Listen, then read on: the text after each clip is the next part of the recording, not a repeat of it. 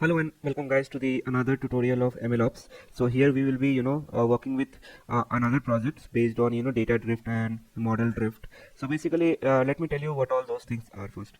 So first of all, in this project we will be using delta file, and the reason why we are using delta file because I am using someone's notebook. So basically this notebook that I will be going to use is coming from data AI summit talk which happened in 2021 for Databricks, and I mean the author of this notebook are Chenyaning and Niall Turbit. Okay, so basically the reason they have used delta file is because delta files are a file which is used in a cloud. Okay, and since it is optimized for highest performance, and then it enable us to store metadata, transaction log, etc. Because the only thing that matters here is it store every executed transaction, and then single source of if a single source of any value changes sometimes. So what it will do, it will keep the version histories. So it's basically follow acid property that you have heard about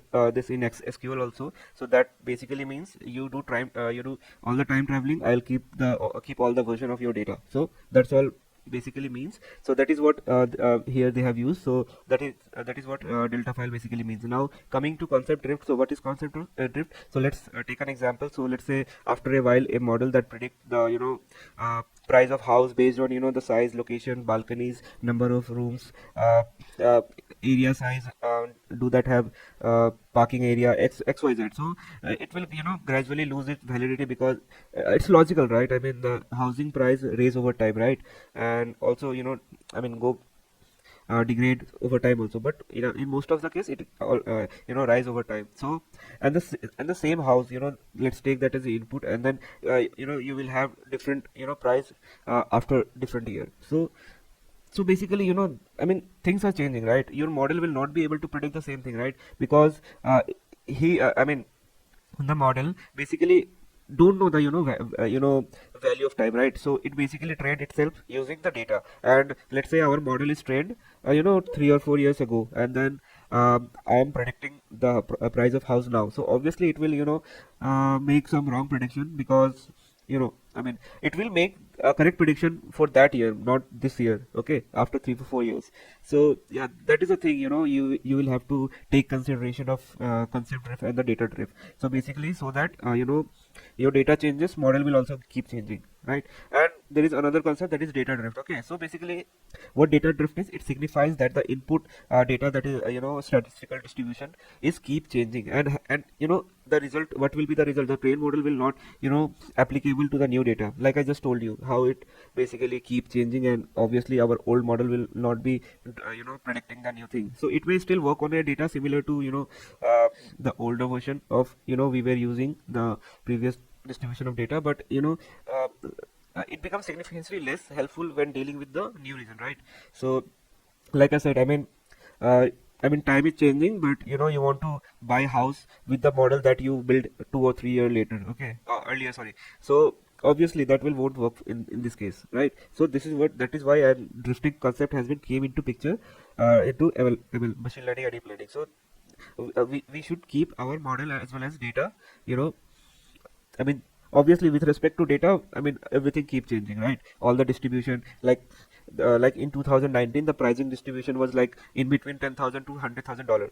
Let's say that. Okay, now after like in 2023, what will happen is that particular distribution will change from $50,000 to $2 lakh. So something like that. Okay, so just to give you an example. So this is how things have work, and then we have to keep model.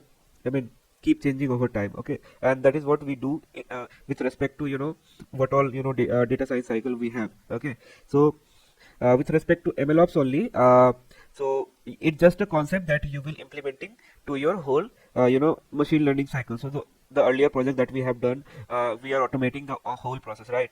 It will keep model retrain based on new data coming every month, new data coming, and it is training based on those things. So let's say that particular project only, now the only change we will be doing is that this particular concept, data drift and model drift concept, we will be adding on top of existing machine learning cycle. So where we will be putting this, we will be putting you know before staging and after staging. So before staging means you will be checking all the data drift things and all, and after staging you will be checking model, comparing different two different models. One is in production, another one which is just we trained. Okay, so after comparing them, uh, our script will only tell that okay, the previous model is performing better or the current one. Okay, so based on that output, what it will do, it will going to change the, if it is performing better, let's say the current model that we will be training, it is performing better than the one is in production. So what we will do, we'll write a script that will basically help, you know uh, push the model to production, which is very new. Okay, so that is the thing you can implement in your project, or in your organization, if it is happening somewhere, or you can build it for your own purpose also. So like that, I mean, so based on requirement you can do all those things. So let's move to the this project part. So let's start doing it. Okay, so the very first thing that we have to do is we have to put our data into file system of Databricks. Okay, so basically I will be creating a folder here. Let me show you that as well. So basically what I have done here is I have created one folder, MLOps drift model, and then inside that model you can just create by create folder, and then you can do that also. Okay, and then I have created one file. I will have to create another file also, since their notebook is a little bit complicated and hard to understand. I will be showing it in a very easy manner. So we will have two files. One is config file, another one will be model file. Okay, where we will be running all those training things. Okay, so let's create that as well. So it will be drift model. That's all you have to give the name. You can give whatever name you want to, and then create.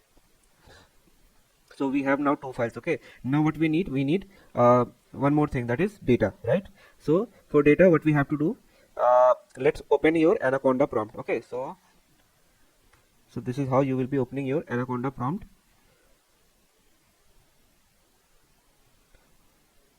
Hope the screen is visible. So what we will be doing here, we have to install one thing, one library, that is Databricks CLI. So what is the reason for that? Because we are not uploading any tables and all that. So if you go to Azure Databricks, you will see that for data uploading, we have to upload this way. Let's go there. Yeah, so basically you have to add using I mean, by coming here you have different option. You can use upload data. So so basically we will be using DBFS. So basically it's a acronym for Databricks file system. And then there is another thing also, like blob storage, that we have worked earlier. So you can do anyway, but it's better to do it from, the best practice is do it from CLI. So let's do it. So first of all, what we need to do, we have to install CLI. So for that we have to write pip install Databricks CLI. Okay, so let's wait until it get installed. Okay, so it is done. Now what we have to do, we have to check how many files are there. Okay, so it is done, right?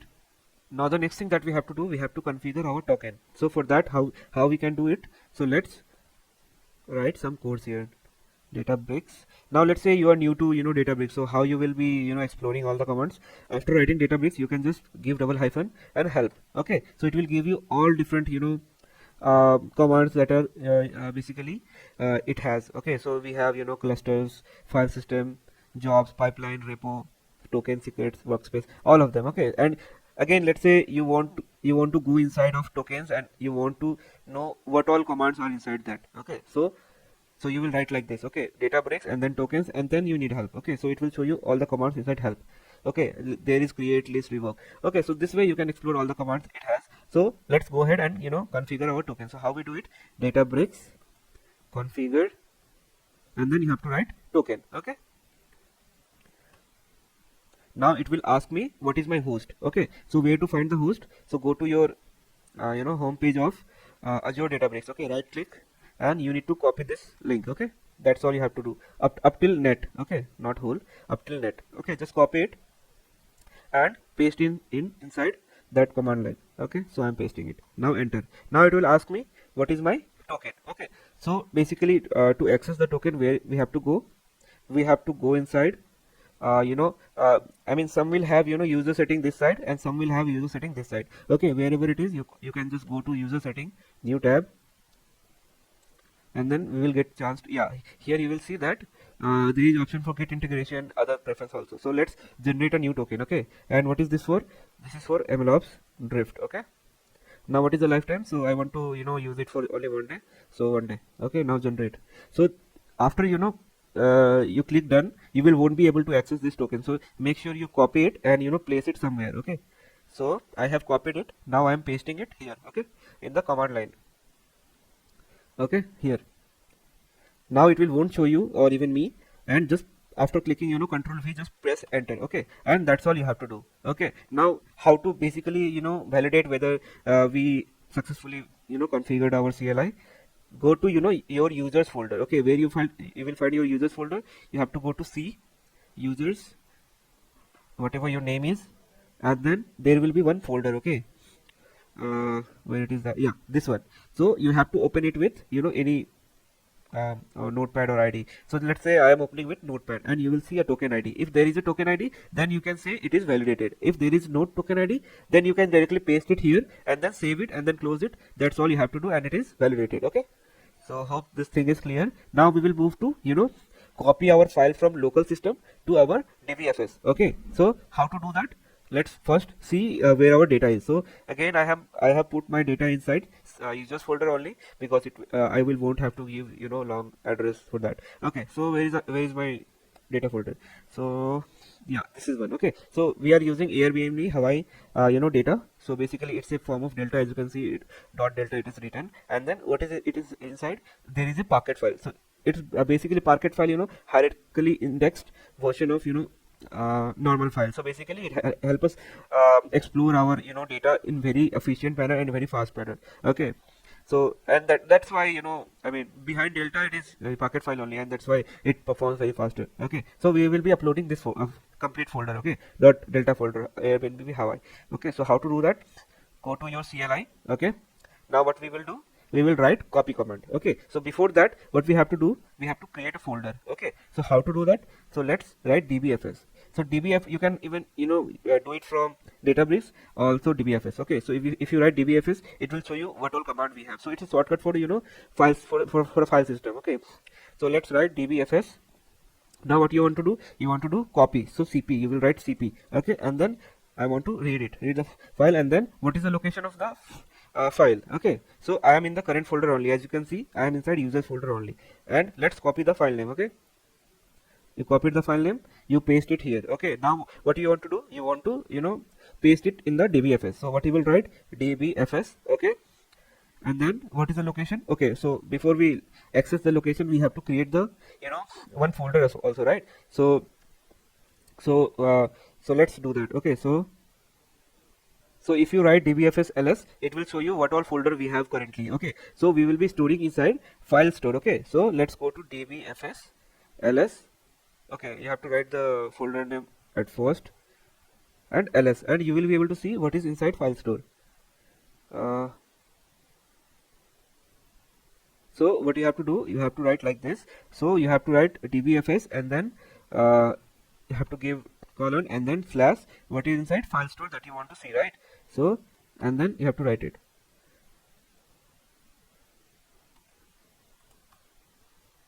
One sec. Okay, ls should be before that. Yeah. Okay, so basically now we can see there is one more folder, that is tables. Okay, so let's do our copy, even file copy inside this folder, tables. Okay, so for that what you will write, so okay, first of all we need to create one folder. Okay, so let me create one folder with temp directory. Okay, so let's do that. So how to do that? We will write dbfs command and then mkdir, which is self-explanatory. So this will help us create one folder, or you can say directory. So inside dbfs, where I want to do it, inside file store, and then inside tables I want to create temp directory. Okay, okay, so what it is saying, mkdir not found. Okay, so that means we have to give s also. Yeah, so and now you can see it is successfully executed, that means haven't give any error, that means it is created. So let's check it. Okay, replace mkdirs with ls. Now you will see we have one directory that is named with temp directory. Now let's push our data to this particular directory. So what we will do, we will write that command. Okay, so first of all, you want to take your data, right? So cp read your name of the file, that is this one, copy it, and then inside your command prompt paste. Now where you want to put your data, obviously at this location, right? And you have to give your file name also, right? Okay, that is this one. Okay, now let's press enter. So as you can see, all our data has been pushed to this particular location. Now our basic steps are done. I mean file pushing, creating of notebooks, everything is done. Now what we have to do, we'll have to start working. Okay, so let's do that. Okay guys, so very first thing that we have to do is we have to import all our libraries. Okay, so I will be just pasting it and explaining you one by one what basically does. Okay, so the very first thing that we have added here is we have added let me where my okay, start. Okay, I'm starting my cluster. Now you can see basic information that we have added here, all the libraries: Mlflow, delta tables, pipelines, random forest regression, and basic OS functions, and then cboard and matplotlib, because there is some plots also. Okay, so all these are basic imports that we have to obviously import it.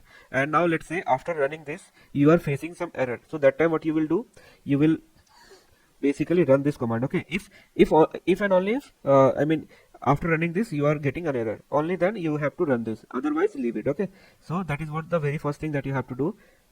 Next thing is, let's define all the functions. Okay,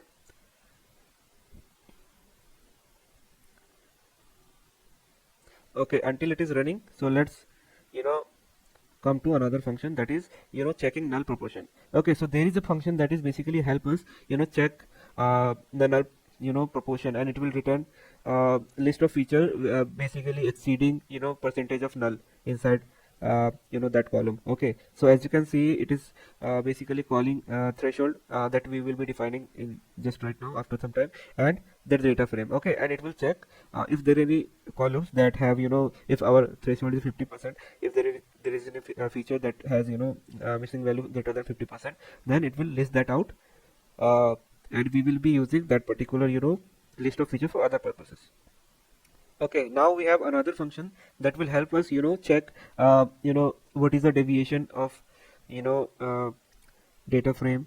So basically this is the function check difference in summary stats. So what it basically does, it checks the deviation between new data which is coming and the data is already there in the production. Okay, so with the name it is clear that obviously our main data that will be in production, which basically will compare with the data which is you are ingesting right now, and it will compare and it will tell you what are the summary stats about the new data set. Okay, and this is what basically this function will do. Okay, let's run both of them. Okay, our cluster has been started, as you can see, and the command is running. Okay, and let them run. So it is clear. Now what is our next function? Basically our next function will check. Okay, so this function basically check using Leven's test. So as you can see here, we are using Leven's test. Okay, so what this basically do, this Leven's test is used to check how much data is deviating from the normal distribution. Okay, so it's like a normality check. Okay, so it will tell you what is the percentage of deviation that I have found in the new data frame. So that is what it basically tells us. As you can see in the return, what we are returning is no feature has significantly different variances compared to the production data at p-value. Okay, so what we basically here also we will be passing p-value. So basically what p-value is, it basically tells us do we have to break out null hypothesis, or those things. Okay, so basically statistical value that will help us tell what is the variation in our new data frame. Okay, and then I mean all of you guys have heard about KS test, right? Kolmogorov Simrov test. So basically it is used to check distribution of two samples, whether they are same or not, by using some samples from both of the data frame. Okay, and that is what this particular function will do. Is it basically check difference between two data frame, whether their distribution is deviated or not deviated, like that. Okay, so this is what this particular function will do. Okay, so next what we have, so we also need to compare categorical columns, right? And this particular function, that is check categorical difference, it uses chi-square test, basically to check if there any difference is expected in between count for categorical variable. So it will tell us that between the incoming data and the data is in production, so it will tell you that. So this is what basically we will be getting that information from this particular function. Okay, check categorical difference. Okay, now so the next is compare model production performance. Okay, so this particular function will help us compare uh, you know the model performance in the staging and is in production, like I just mentioned in the earlier part of the video, right? So we will be checking in the before production, moving our model to production, we'll be checking is there any difference in the model which is in production and one which we will be moving it to like before production. So we will be comparing at that time, and it will also recommend that whether there is some improvement or not. If there is an improvement, transition should be made or not. So like I said in the before of the before part of the video, this function will only will recommend us whether do we have to move our model to production or not, because it will compare the performance of the new model and the previous model which is in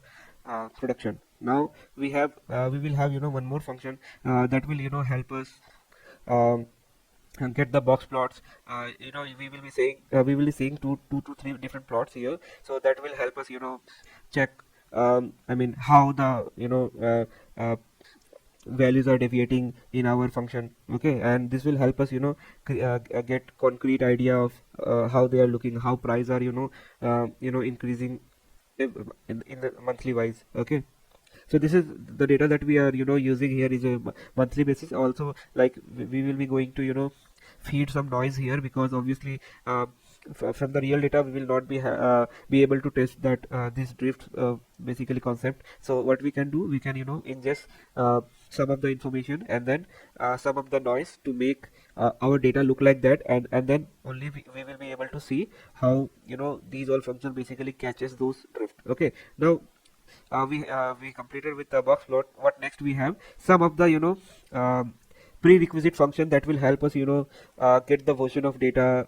sorry, model, which model is particularly right now registered in our production, and then what is the version of our data, what is the version of our model, all those information. So this particular function basically tells what it will do. It will archive all our version of a model, and then it will basically register the very latest one. Okay, so that is what this function will do. It will do like register all the new model that we want to feed, and then archive all the older models. Okay, so that is what this function will do. As you can see here, that is that particular part we are doing. We are moving our model to archive stage. Okay, we remember we were have done none, staging and production. Now there is one more stage, that is archive. Basically that particular location we will be feeding all our older models. Now next we have get delta version. So what this particular function will do, so this particular function will help us get the recent version of data, and give the path of our delta version. So as you can see, it will give us very first version of our delta path. So this is what this particular function does. Okay, now next we have is summary stats of our data set. Okay, so this particular function will basically return us description about the data frame that we are passing, like median value, null value, null count, all this information it will be passing like a summary stats. Okay, now next we have is we also like want to export this information to a file like a CSV file. So what we will do, we'll basically feed that particular data set here, and this particular function will export that, summary stats. As you can see here, it is logging that particular artifact to a summary stat CSV, and this is what we will be seeing, after we move our model to production. You see all the artifacts, right? At that place we will see this particular file also, which will help us get to share with other business team. They will compare these stats with the previous month and the previous year, like that they can do. Okay, so let's run all these 4 functions. Okay, so they ran successful. Now the next thing is, so load summary stat from the run. Okay, so this particular function, it will, we are creating here Mlflow client, and it will download the CSV that we have temporarily logged to our artifact in the previous function. So basically it will download that artifact to our local path, so that you can do some of the checks using that particular file also. So we will be seeing those information also, right? And then let's clear more cells below. Okay, so these are like a helper function that we will be calling in our main file. Okay, drift model file. So that's why I thought of I mean, there has 3 or 4 file, I am guessing. So instead of doing that, I thought of creating only 2 notebook. One will have all the function that we will be using, and another will have all the main training part, training model, transitioning our data and then model. So all those stats. Okay, so now next we have is load delta table. Okay, so basically this particular function, what it will do, for a given MLflow run, it will load the data table which was used for that particular run. So it will give us the version, the delta version of our data, which basically we had uploaded during the run. Okay, so it will give us that. So just that information we are getting from here, nothing more. And then we have another function that will help us transition our model from one stage to another stage. Okay, so remember we have similar type of work we have done in the previous MLflow project. So what we were doing there, we were doing same thing from none stage to we were moving our model to staging, and then from staging to production. That is what this function will do.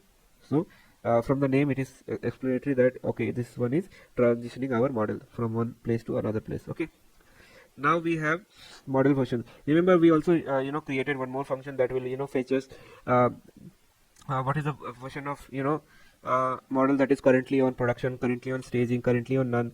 So that type of information we are getting from this function. Okay, so what we are passing the model name and then the stage, and then it will give us the very first version of that particular model that is in staging. Okay, now another function, what it will do, so basically this is basically giving us the run ID. So it is giving us the run ID of the registered model in our production. Okay, so this is what this particular function is doing. Now we are left with 2 more function, that is the model training and the pipeline one. Okay, so in these 2 function, what basically we are doing, we are doing some computation transformation basically. So as you can see, we are doing here imputation, then one hot encoder, as you can see, simple imputer. So we are taking the strategy most frequent. So whatever the most frequent input data is, it is replaced with that particular number. And then we have numeric transformation, and then categorical transformation, and then we are doing random forest regression here. So we will be passing all the parameter from this particular drift model file, and you guys will see how we pass all those information. And then we have another last function that is basically log all our artifact that we want. And then obviously if you guys haven't worked with Databricks, so in Databricks we have to pass the schema also. Okay, and that particular schema will help us export the data. Okay, so let's see the function. So basically, as you can see here, we have train function, and what it does is, so it is logging some information. So you can enable auto log. So auto log, what it will do, it will automatically log basic information automatically without even you define it. Okay, so what we are doing here is we are loading our data and then we are logging the path and the version of the data. Remember, we have function for all of this information, so we are just importing all those information here, so that we will keep the information of our whole thing, like each data version, uh, target column, numerical column, everything. As you can see here, we are we are importing such information as well: target column, numerical column, categorical column. Okay, and then what we are doing here, we are creating stats. So all the functions that you have seen above, some of them are called within here as well. Okay, as you can see, summary stats, and then we are logging the file into CSV. Remember, we are creating that particular summary stat CSV, that we will be logging here also. Okay, and then we are now what is the number of instance, what was the month that we have ran this particular function for, and then we are splitting here data, that is also we are storing target column, all those we have also done it above. Okay, so next what it is, number of training instances, number of test instances, and then for Databricks to perform it, we have to create a schema for it, and then we have to give all the what is the data type for it and the name of the column. Okay, as you can see, we are here calling the above function, which will train our model, and then whatever the output is, for that we are creating schema, and then we'll have the prediction of our data, and then we are storing mean squared error and then r squared error. Okay, now after getting all this information, what is the next thing we have to do? We have to define some of the variable. Okay, so until this part, all our helper function is done. Okay, now whatever we will do, we'll do for for run. Okay, so let's run all the function that we haven't. Okay, this one done.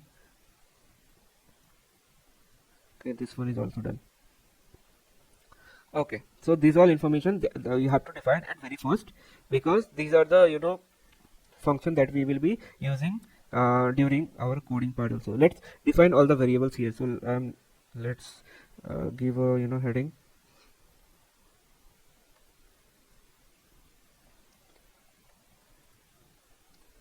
Okay, what happened?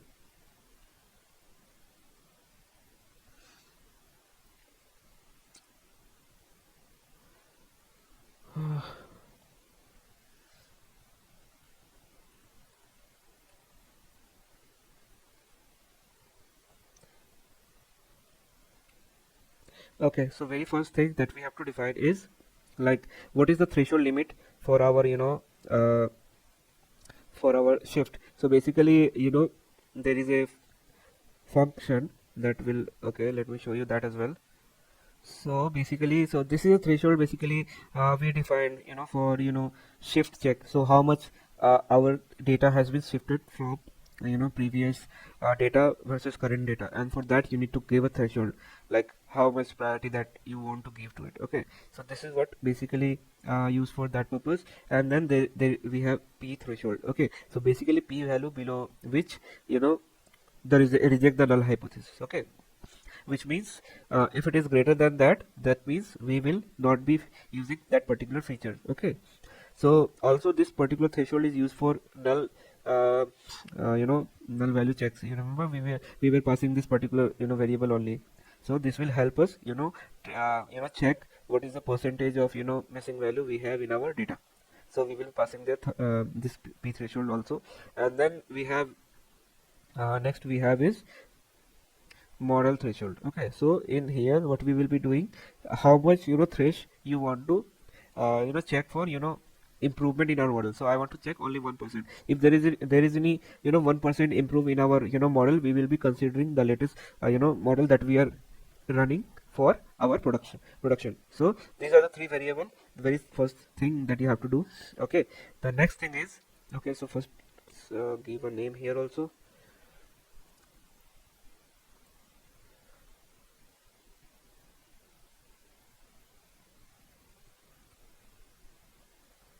So I will be adding this notebook in the description section. You guys can access from them, and also all the required data files.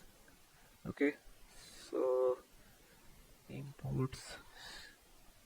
Okay, So now it will look more interactive. Okay, so that is done. Now what next we have to do? So let's say you have just created a project, so we will won't have any model in production, right? So in history, so it will be like a fresh run, right? So there will be no drift here. So for the first model we will be won't checking anything, any checks we will won't be able to, won't be doing. Okay, so first of all we need to define our username, to get the Databricks workspace name by default. Okay, so by this code you are basically getting what is the name of your email ID, or say this one. Okay, this is what it will return. Now let's run it. Okay, you can see. Yeah. Now next is what we will be doing, will be setting Mlflow experiment, what is the path that required to create, and then we will be creating one more folder that all our artifacts will go there. Okay, so for that let's write the code. So basically this particular so this particular user, inside the user, I am writing this because this is how our structure is. So for that we also had to create one more folder, that is, as you can see, dias 2021, or you can say whatever name you want to give. Like I am saying data talk 2023. Okay, so this way you can create your own. So let's create this particular folder. So inside the username, okay, so where is your username? As you can see, this is your username. So here you can create, what is that name, talk 2023. Okay, so this is done. Okay, now we can run it. Okay, and running is successful. And next, what we have to do? We have to define our experiment name. Okay, so for that what we need path. Okay, so as you can see, the workspace project name is this, and then inside that we will be needing one more folder, that is Airbnb Hawaii. Okay, so let's do that. It is saying Airbnb Hawaii folder is not exist. Okay, so let's create this.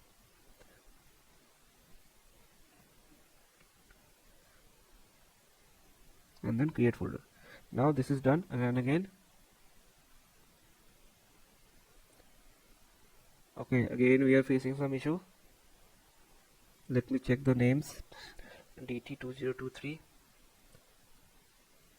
DT2023. Okay, we have to create it right here, I think. Yeah.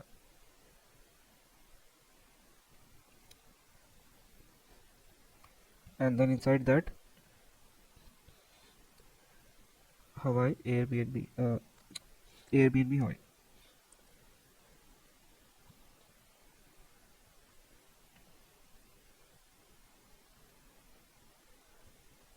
Let's create that folder. Okay, now this is done. Okay, again we have some error. Okay guys, I think okay, let's first delete all this folder because I think I found the issue. Move to trash. Okay, and then also this one, move to trash. Okay, to make our folder clean.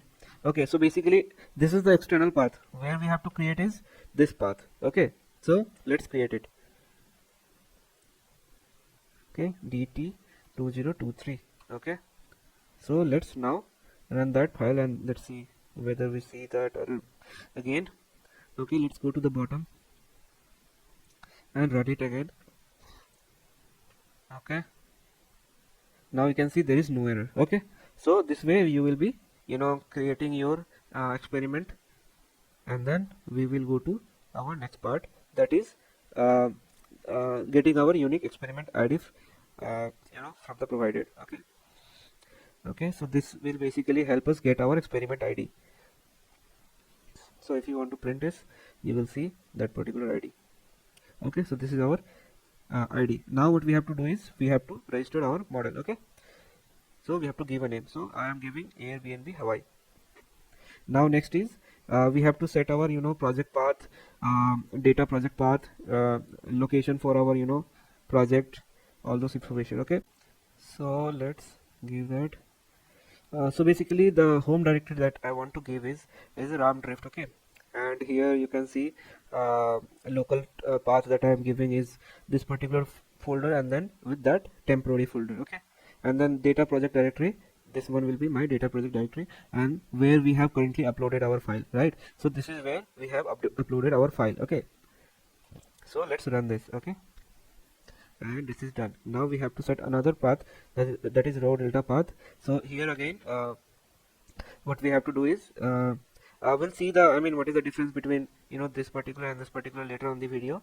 So let's go ahead and do that. Okay, now one more thing that we have to, you know, define, that is, you know, so basically what we are doing here is we will be creating 4 files. Okay, that is, first of all will be the raw file that we have just fed it. Okay, this particular folder what we have fed it, this will come to this month 0 delta path. Okay, second file what it is, so we will be, like I said in the previous part of the video, we will be creating some of the noise in the data so that we can able to see the drift that is happening in our data. Okay, right.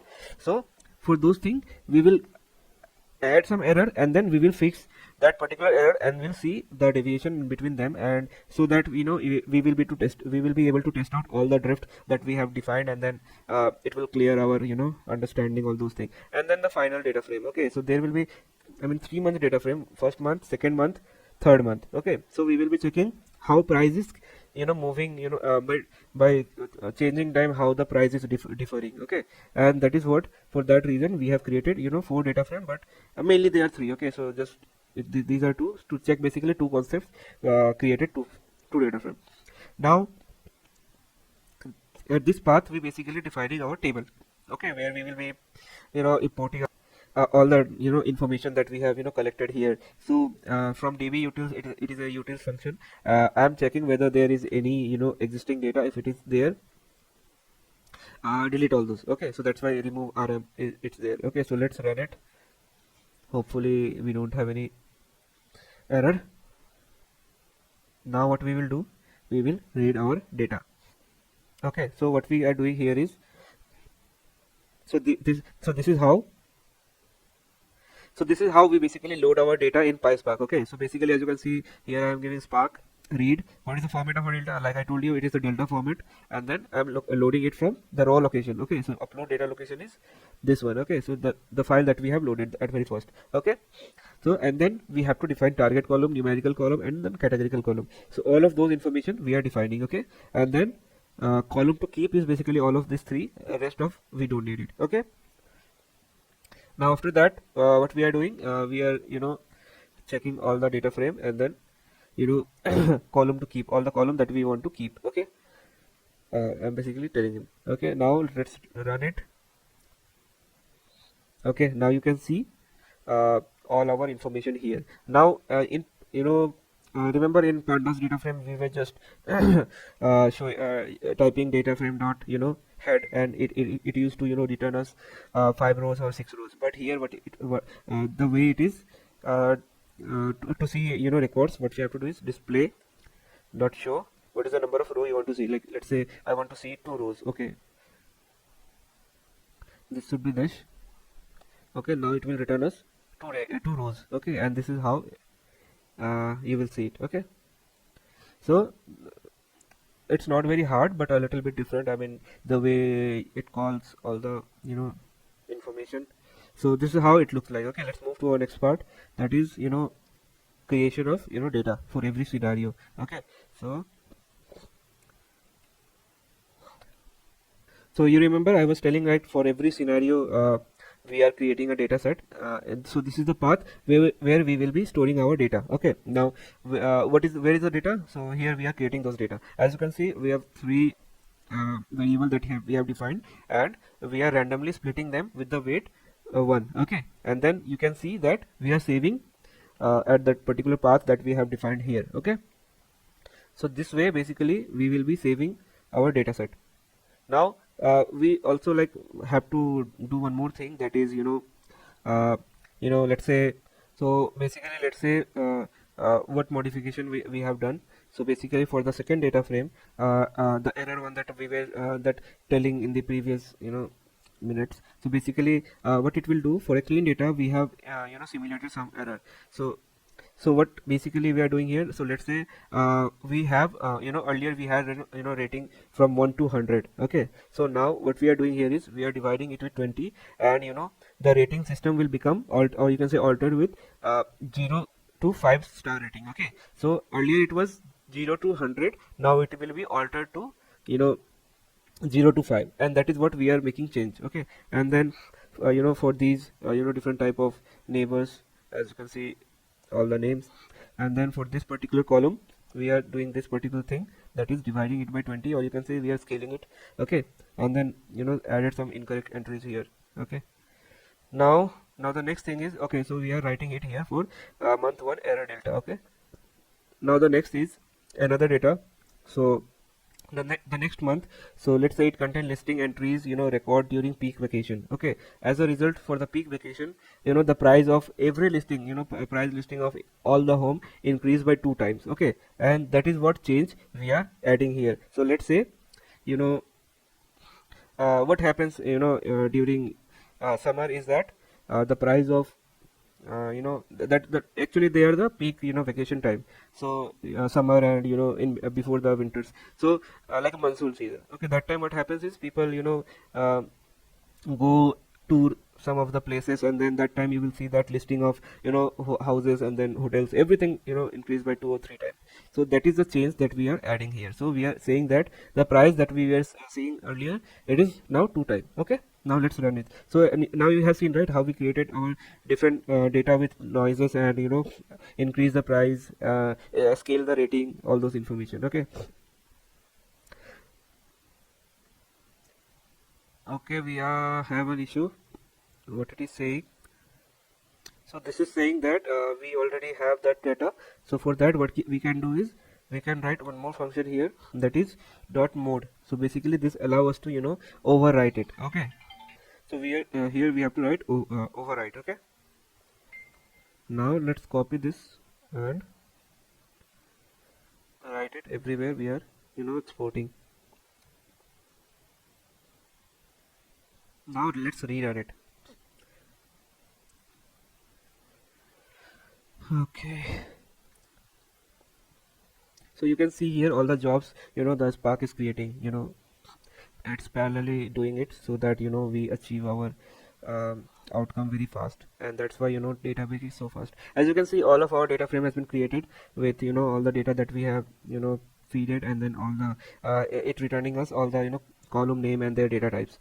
Okay, so it helps us validate whether we have feeded the information correctly or not. Okay, so that was the only thing we had to do in the config file. Okay, we have what we have done. First of all, let's summarize all of the things. We have imported all our libraries. We created all the helper function that will help us check the proportion of null value, give us summary statistics, check variance like variability in our data set, then like KPSS test. Then it will help us check whether the two distribution is I mean lying samely or not. Check categorical difference, chi-square test. Using that, we basically checked.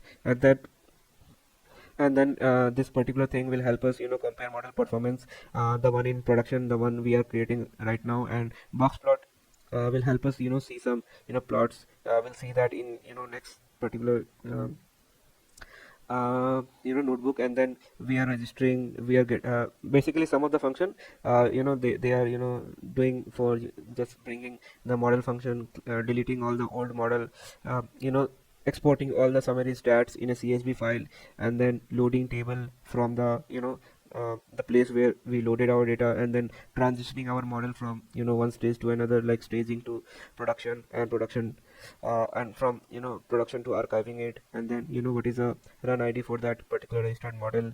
And then some pre-processing and transformation, like imputing one hot encoder, and then uh, I mean like training the model using random forest.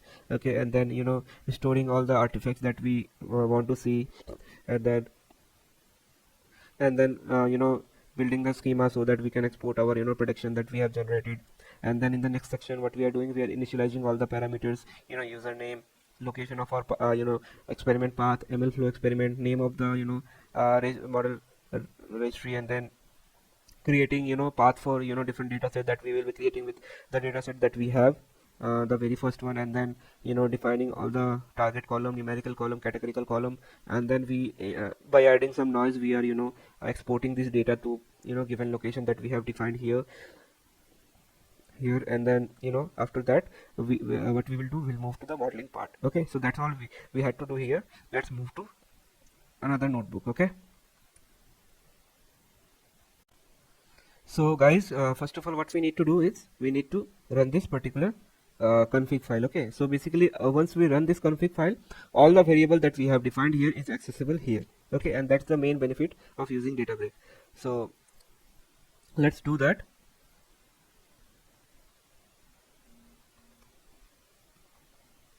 Okay, so using this particular line of code, we will be able to use all the variable that we have defined there. We can use it here. Now you can see all the information that we had defined here can be usable from here. Okay, let's wait for some time. Yeah, we have all the information here. As you can see, input here. If you have some error, it won't give you any input like this. Okay, so let's move to our next part. So basically, what is next part? We have to define our data for the very first one, that is run 0. Okay, and where we have that data, this particular location 10 delta path, and this is the raw path. Basically, if you go there, and you will see that this particular variable is defining the raw path. Okay, and then we have some initial data for training purpose, and we are partitioning it by month and saving it. So let's run this, and this is done. Okay, so you can see these all the main particular column that we are using it. Okay, and it will also show the number of files, what is the size, and when it's created. Okay, and then what we have to do is we have to set the month number. Okay, and then what is the name for the ML run, and how they can be tracked. All these parameters have to set, and then what is the name for Mlflow run, and then all the parameter, feature, and trigger that we have to define. Okay, let's do that. So basically the very first run will be month 0. Okay, so month 0, and then all the parameter. Okay, so run name I'm giving month underscore 0, and then what is the model parameter? You remember I was saying that we will be defining these things here. Yeah, so as you can see, we are we will be passing all the parameter from that particular location. So here, from here, we are passing all this information, and then we calling this function. Okay, and now you can see all the miscellaneous parameter like month, target column, numerical column. Okay, and uh, uh, uh, features. So all the parameters, that those all things we will be feeding it here. Okay, and this, let's run this. Okay, now you can see it has logged one of the experiment, and it is running some of the jobs. Okay, and this is done. Okay, so basically we are calling this particular function. We are passing all the parameters that we have set it on the previous this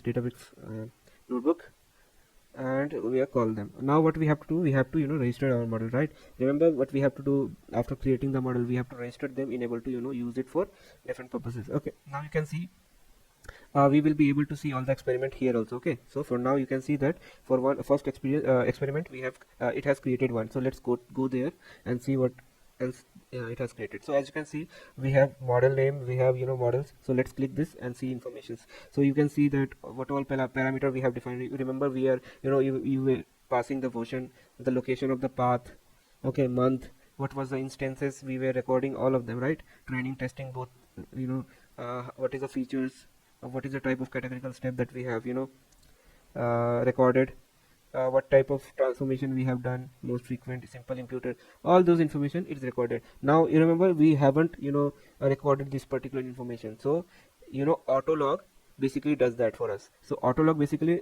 help us take all the parameter. By default it is having in random forest regression. Okay, so these type of information we don't have to spend time writing all these information, right? So autolog basically does that for us. So this is what. And then we have all the matrices that we have recorded, like mean squared error, r-squared error, and root mean squared error, all those things. And you can see the graph also here. Now let's go back. Then we also defined some tags to locate our model, and then we have all the summary stats. You remember we are we exported summary stats also. As you can see here, we have the CSV for that particular function, and this is very uttermost important file, because this is the summary stat of our the data that is came in. Okay, now for other things we have requirements, YAML file, model file, all the information like we have seen in the previous tutorials also. it keep information of everything. Okay, now you can see we have all these experiments. Okay, now in the model section you will won't see any of our model that I built today. Okay, so let's go and create one. Okay, so let's go and register one of the model. Okay, so let's do it. Okay, so directly I am pushing my model to production using this function. You remember we are transitioning from one state to another state, right? So let's put this.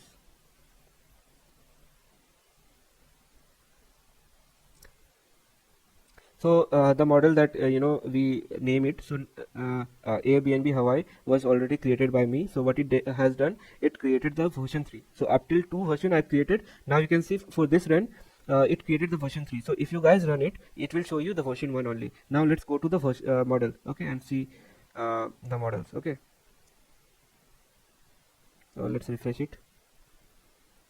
As you can see, this particular model that we just created, right, and the version 3 is in production. Okay, so this is what it basically does. So it moves model from one stage to another stage, and also like you remember we can use this for predictions also from endpoints. Okay, so let's go ahead and do other things. So this is how you will be registering. I mean, these all steps were simple, right? That is what this particular notebook is made for, just calling them and see what is happening. Now the next thing is, let's say I mean store some of the statistics that we have created function for. Okay, like null checks, like these type of checks we do, right? I mean, null check, distribution check, summary stats, KS test, variability check, this type of check we do, right? So those all check now we will be doing for month 1. Let's say till here we didn't have any history, and for that we created our model. Now let's say you are transitioning from 1 month to second month. Now let's say we ran this for January. Now since this month is February, so let's see how the data is for February we have received. Okay, so remember we have synthesized some of the error by adding some noise, and you have also seen like we have scaled it, rating their rating, scaled them, and then it basically changed the distribution, and then for that reason we have scaled it. And then I mean, so for these tasks basically that is needed to capture such information, right? And obviously then only it will help us capture such information, because in real time mostly our data doesn't change suddenly, right, just after 1 month. So for that reason we will be seeing that just now. So let's calculate it. Now you can see I am loading the latest month data that we have remember we have created not here.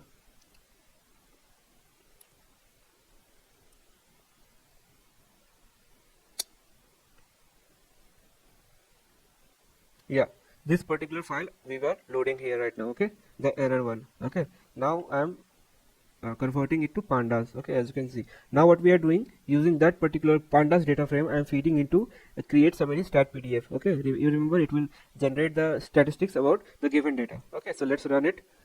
Okay, now next is we have we are getting the register model which we have registered the in production, the version 3 model that we have just seen. Okay, yeah, this particular version of model we are bringing, and then we are loading the version. Okay, version, and then we are loading the summary stats from the current from the model that is in production versus the latest data. So and we will be comparing their summary stats. So it ran successful. Now what we will check, the proportion of missing value. Okay, now let's paste it, and you remember we have to pass threshold value, right, and that is 0.5. So basically what it is saying, remember what changes that we have made, made to neighborhood cleansed. Okay, and you can see it is saying that there are feature exceeding the expected null threshold. Okay, and this is that particular value which is like 63%, it is changing. Okay, so this is how you will be checking all the other function informations. Okay, so let's run for another function also. Okay, so let's say I want to check mean, median, mode, all the variability. So like this you will define all the statistics list like this, and then you will be passing that particular function check difference in summary stats. Okay, and then we will be passing all the data frame summary start from first, and then summary start from production, and then target column, what is the threshold that we have set, and then statistics list, that is this one, and then printing what we are getting in the output. So let's run it. Okay, so this here we can see we have our outputs. Now all of the blanks, that means it doesn't find anything different. For those which have something, it will show you it has find something. So for let's check for number of reviews. As it can say, the max number of reviews in the new data is least 5% lower than the max in the production data, decrease from this to this. Okay, this is how all those functions will return us the output. Then same for number of review has been decreased 5%, and then review score decrease from this to this and this to this, and this is how you basically will and for price has been increased from 1382 to 1490, which means increase in 5%. So this is how you will it will return us summary stats, and then you will be validating all those in a wonderful way, because everything is in a clear way written. Okay, and this will help you and your business understand it, as well as make a wonderful decision. Now what next we have is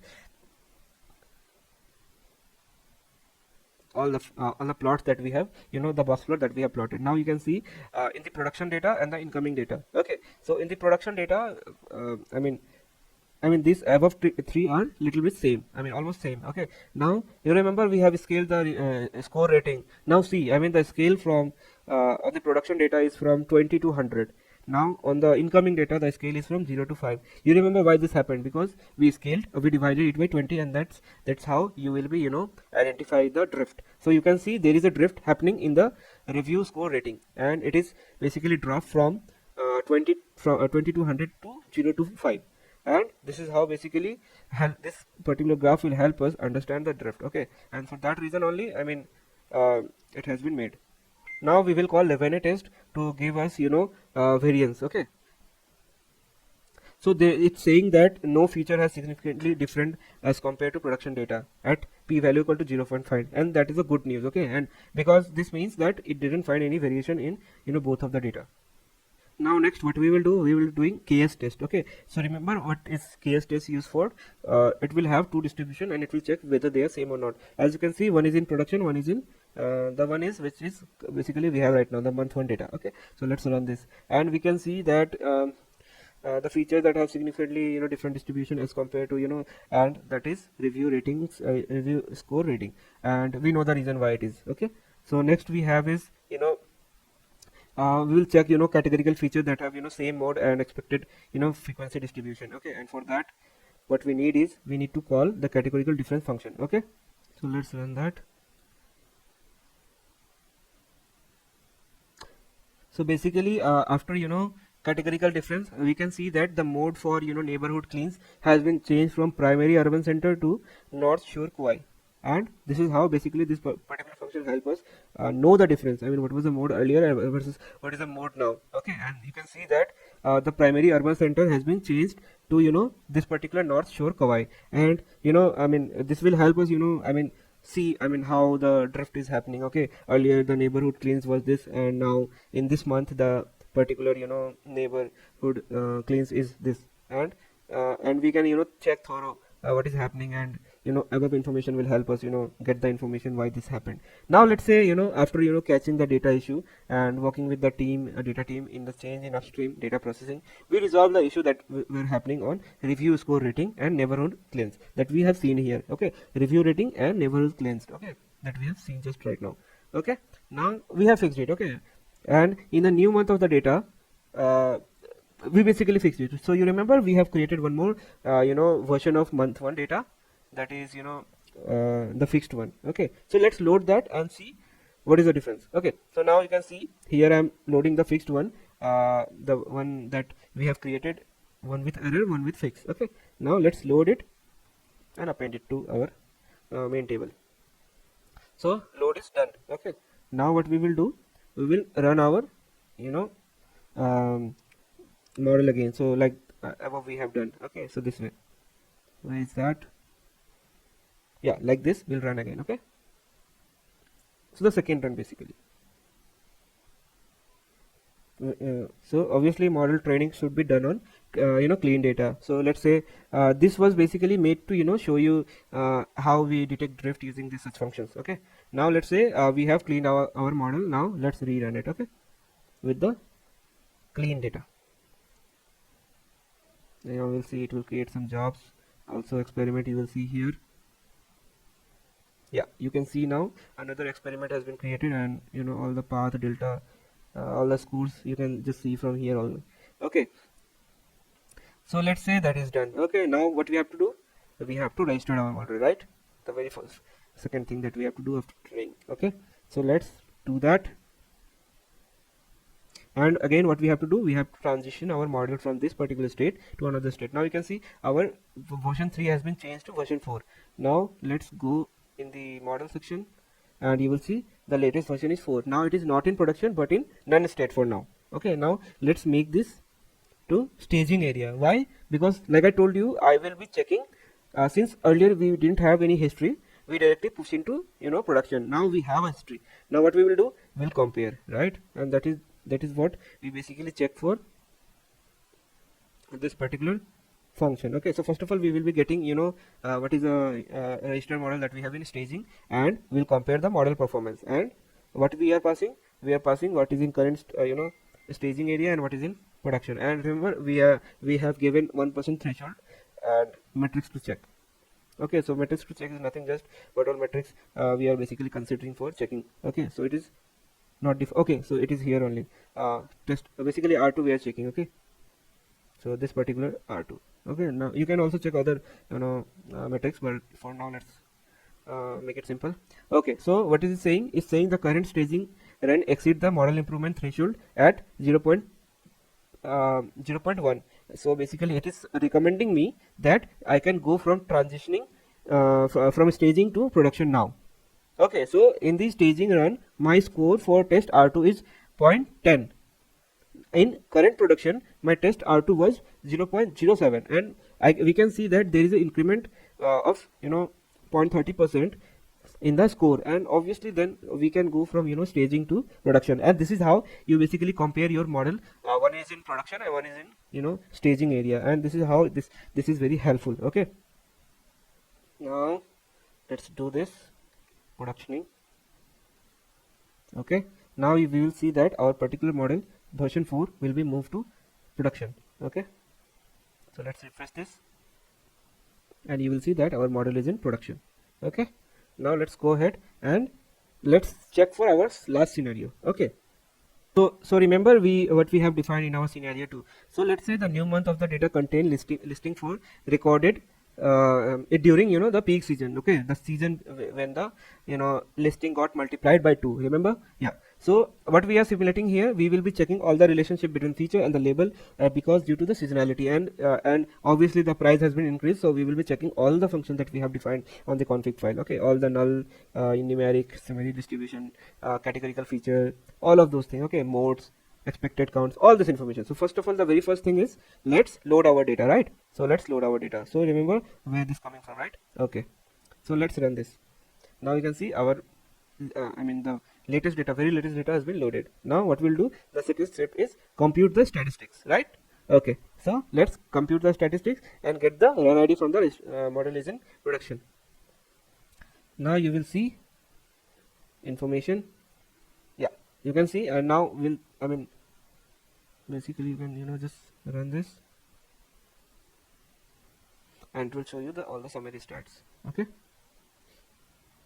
now next what we will do, we'll load our statistics on the original version of data and the statistics that that has been trained for the model which is currently in production. Okay, let's run that.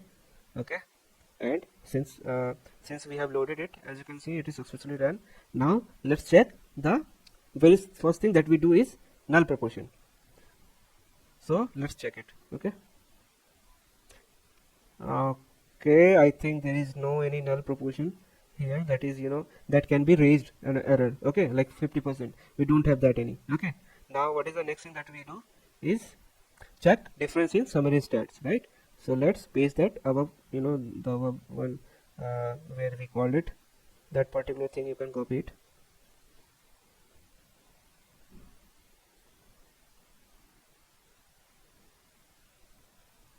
yeah, this particular thing. Okay, and this way we will be continuing all the checks that we are doing.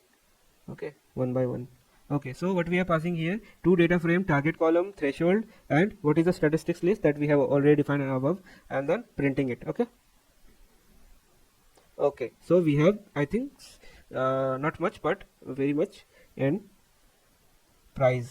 Okay, you can see it. Okay, so let's go one by one. So in accommodates, what we can see that new data has at least 5% higher than the minimum in the production, so increased from 0 to 1. Okay, so bedroom price has been decreased, and then night price is like lower by 5%, then other things. Let's come to price. So basically what it is saying that mean price of new data has been at least 5% higher than the production data. Okay, so as you can see, it has been increased from this to this, I mean almost doubled. Okay, and then median price is this from here to here, and then standard deviation is also, you can see it is almost 5, I mean standard deviation is also 5% higher. That means it is very high. Okay, and you can see max price. Okay, I mean, earlier it was 25,000, now it is like 75,000. So let's see it better in a graph. Okay, so let's print it. So above 4 we can see, right, almost same, I mean the scaling is also almost same. Now let's come to the price part. Okay, now see, first of all look at the scale. Okay, the scale is from 0 to 25,000. Now check the data which is incoming, and their scale is from 0 to, I mean, cross 70,000 that we have seen here. It is close to 75,000, and you have seen, right, how the price has been drifted from this to this, and that is all matter, because price is the only thing people basically see before considering any place for tour or accommodation or bedroom, anything, right? And you can see the drift. I mean anything above that has been changed, nothing. I mean this is, you can see, I mean price before COVID and after COVID. This is how, because this is basically happens because of inflation and all those things. Okay, and this is how you will be able to see the drift. I mean earlier the price was this and the price is this currently, and what is the change in other thing? Nothing. Accommodation, bedroom, minimum night, anything, nothing changed, but the price has been deviated from 0x to at least 2 to 3x. Okay, and that is what basically you are seeing in this drift. Okay, and this is the most crucial information that you can get from the incoming data. Now what we will do, we'll check KS test and 11A test, right, after this particular thing. Okay, let's do that. So let's first check 11 test. Okay, it is saying that no feature has slightly different. Okay, let's move to KS test. Okay, so price has been changed. Obviously, why we are seeing that, the reason, right? Now we will check categorical difference. Chi-square test. Okay, it has nothing to show. Okay, now let's go to the modeling part. Okay, model training part. So guys, what will be the action of above analysis? The action will be, I mean, we observed that our label has been drifted, and after the analysis we observed that the most the recent month of the day, the data has been captured during the peak vacation time. The Airbnb company who have hosted all this listing has been increased the price by 2 to 3 times. So for that, what we have to do, we have to retrain our model and include the recent months of data during the training, so that our model adapt that particular changes, because now our older model will not be able to adapt these changes, the pricing that has Airbnb has increased. Okay, for that what we have to do, we have to retrain our model. Okay, and that is what our action should be. Okay, so let's go ahead and do that. First of all, let's create our data, load our data, and then what we have to do, we have to trigger our run for that particular latest data. Okay, so for what we do, we basically define all of this information like month, estimators, miscellaneous parameter, and the data. Okay, let's run it and see what is the output. And after this, what we do, we have to register our model and the transition our model. Okay, so let's register the model and then transition the model. As you can see, our model has been changed from 4 to 5. You will see it here, and it will be in none stage. Okay, as you can see, version 5 in staging. Now what we have to do, we have to transition our model to staging area, and then what we do, we compare our model, right? So let's do that. Okay, now after comparison, what our this function will return, it will return the recommendation. Okay, let's see the recommendation. As you can see, the staging run R2 test was this, and the current production run R2 test is this. Okay, and it is saying that current stage run underperformed by 30%, minus 30% when compared to the model in production. So as a result, do not transition the staging model to production. What did you understand? We understand that, this particular, the price that has been increased, it is better performing with our previous model, not the current model that we have trained on. Okay, because it has some peaky uh, information in our data set, like suddenly increase in price. So what is happening is, it is not able to capture the latest cross sectional in our variability and data. So such information is basically captured in our previous model in very efficient way, and that's why the art test R square is telling us that the previous model was better than the current model, and because the reason is this suddenly the increase in the price. So and it is also recommending that don't go with the current model, go with the the model that is already in production. Okay, so using this recommendation, what we will do, I will not going to touch anything. Let's let our model be in production, the version 4 only. Okay, and later on what you can do is you can use this model for inferencing. What you have to do, just you have to enable the serving. That's all you have to do, and you can able to make prediction for your the pricing. So basically it is saying also that the model that already trained earlier is capable of adapting the new changes that has been made in the market. Okay, it is adapted the current situation in market, and it is predicting nearby the price that we expected it will do. So that is what it is doing. So I hope you guys have learned so many things in this tutorial, and then thanks to uh, thanks to Chinyaning and Neil Turbit for a wonderful work. And guys, in the next tutorial we will be looking at uh, GitHub Actions, how we basically use GitHub Action to do continuous integration, continuous deployment. So we can do using this also. So there's like multiple tool, like I have told you, right? So we can use we should learn almost every tools that is available in the market, because all of these are uttermost important. Okay, and they are used by big companies, and so for that reason I am creating multiple tutorials in different tools, so that you learn it better and do better in your job. So thanks guys, hope you learned so many things, and we'll see you in next tutorial. Thank you, bye bye.